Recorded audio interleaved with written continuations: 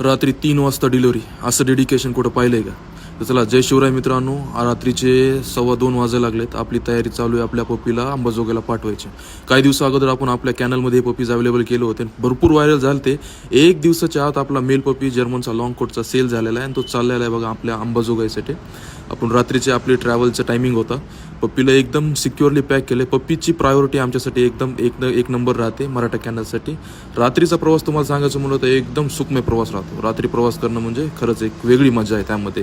महाराजांचे दर्शन केले रात्रीच्या टायमिंगला. बसस्टँडवर नेमकंच पोहोचलो होतो आपण. आपल्या गाडीची वाट बघत आहोत, तोपर्यंत बसस्टँडची चक्कर मारली. बघितलं की बसस्टँड रात्रीच्या टायमाला भरपूर खाली. आपली गाडी अवेलेबल झाली. फ्रंट सीटवर आपण पप्पीला बसवलं होतं, कारण प्रायोरिटी तुम्हाला जसं म्हटलं मराठा कॅनल पप्पीला पहिलं देतं.